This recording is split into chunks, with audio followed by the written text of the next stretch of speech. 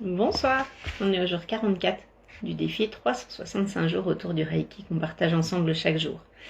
Ça passe super vite et c'est marrant pour moi d'être au 44 qui suis très à cheval sur les symboliques des chiffres en ce moment.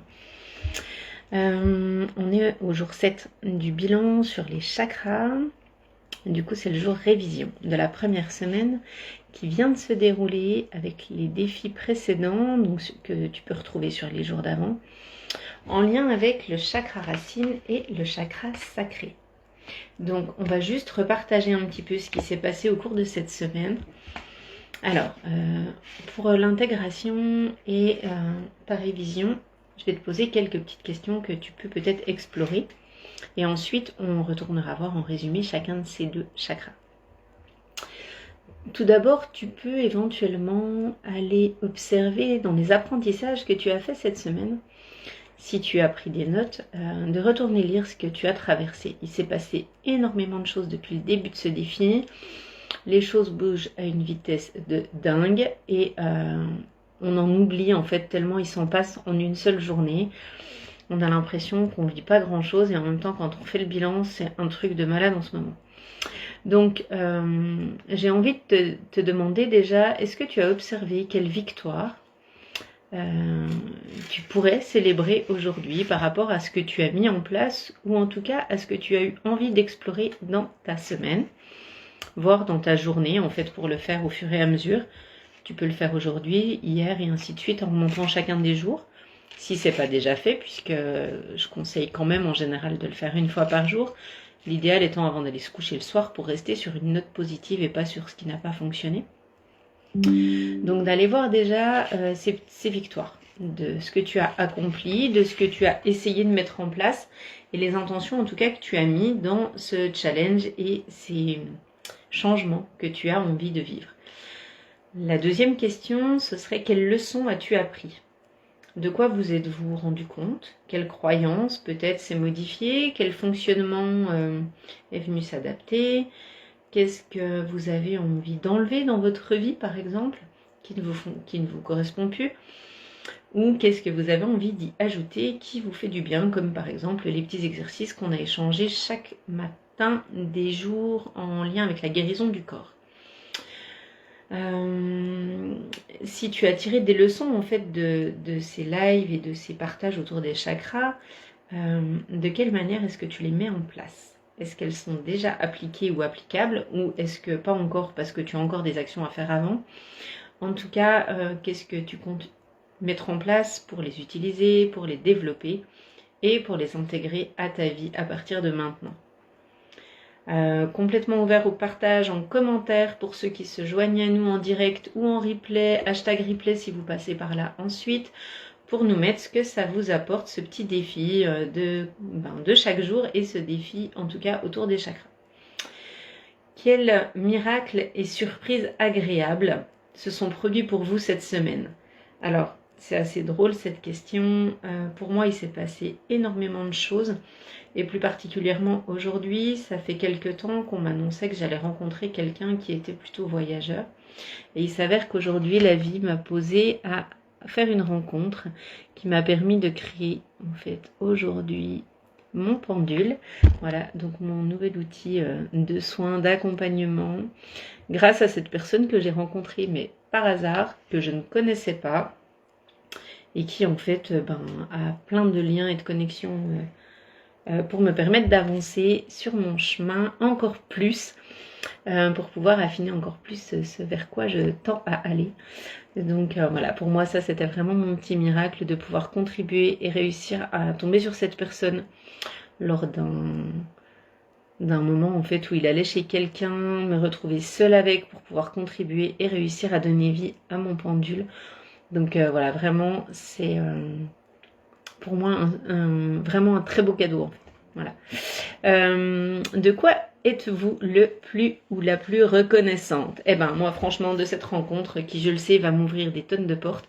Donc merci au premier jour de la nouvelle lune et à ce portail du 22 là qui est en train de mettre en place plein de choses géniales dans ma vie. J'espère que ça le crée aussi pour vous et que ça contribue vraiment parce que c'est vraiment le but de ces partages.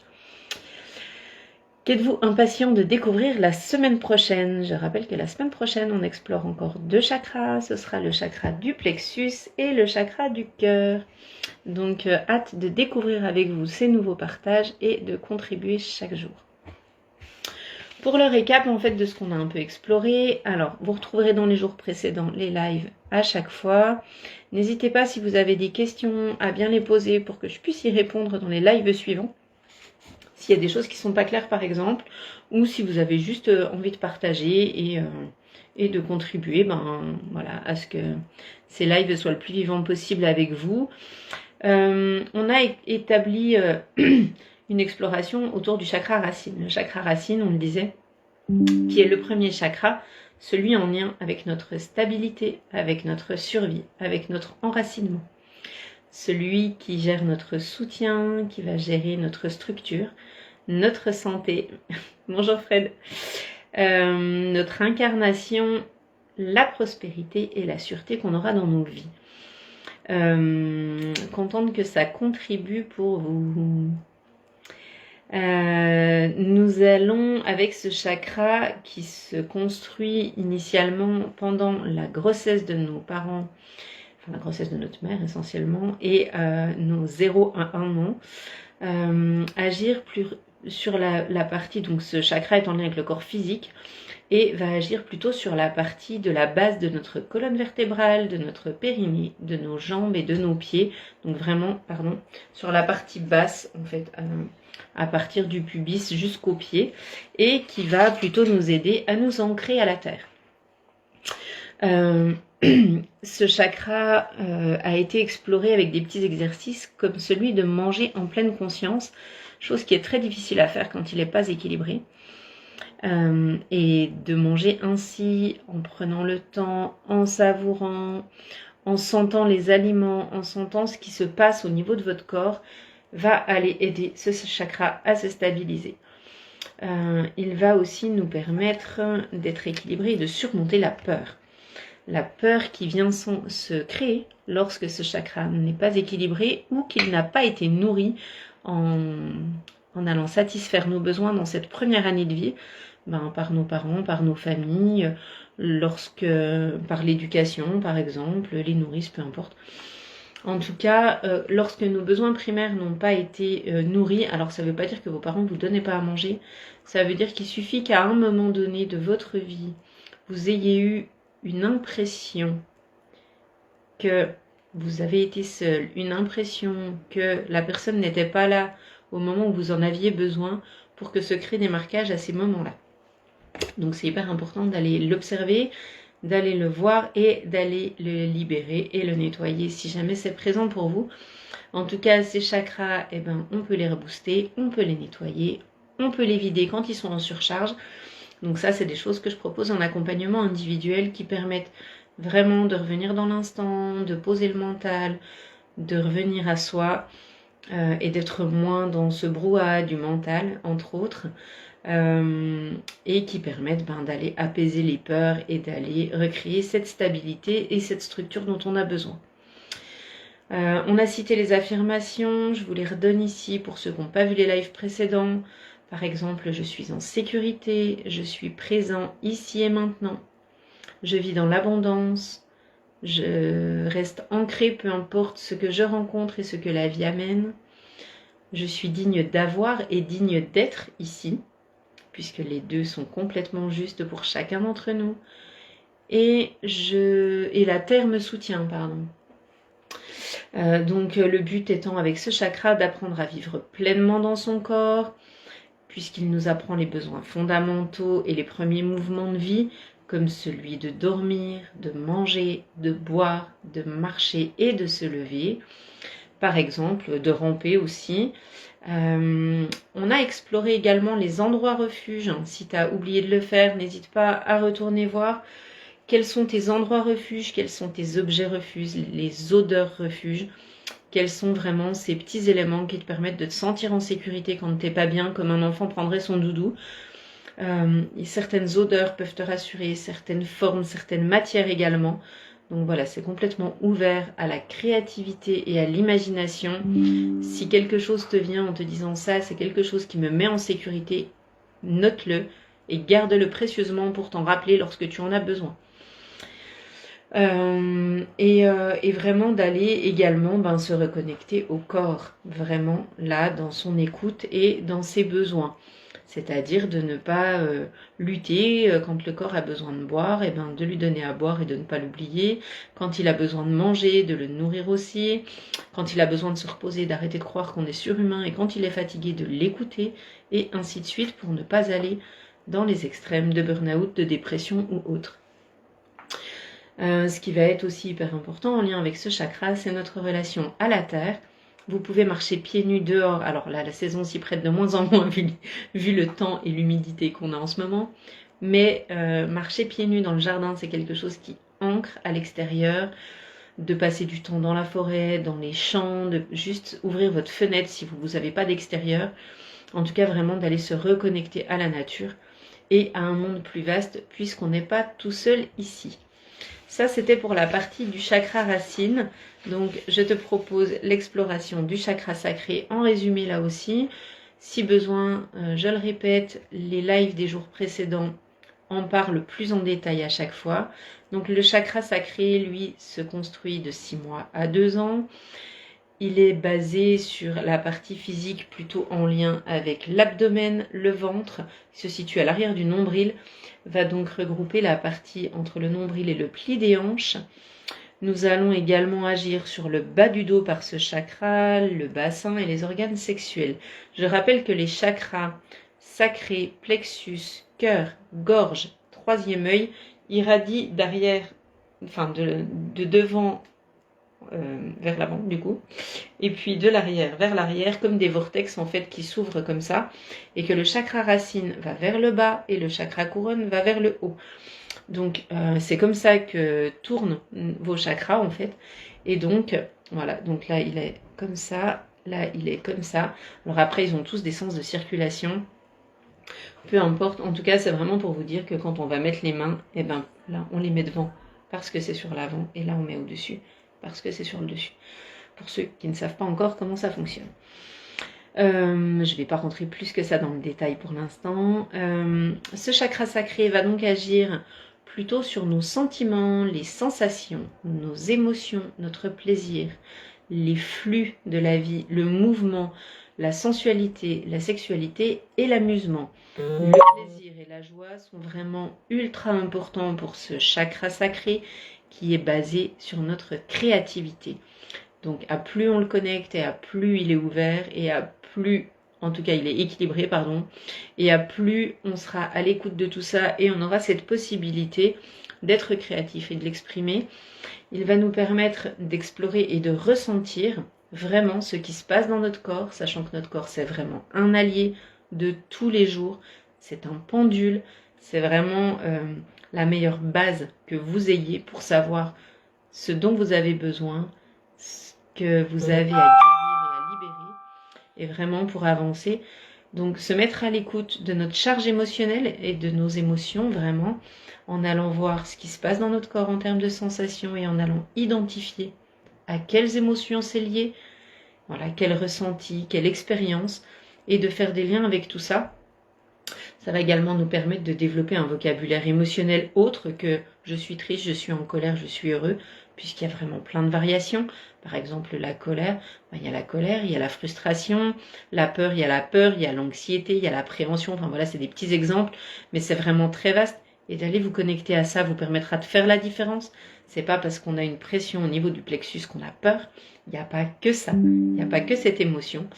Ça va également nous amener à éviter l'anesthésie émotionnelle, terme que j'ai adoré quand on a parlé de ce chakra, puisque c'est vraiment ça, quelqu'un qui ne serait pas à l'écoute de ses émotions est exactement comme quelqu'un qui se ferait opérer sous anesthésie, puisqu'en fait il occulte ses sens et évite d'aller les voir pour ne pas s'en occuper.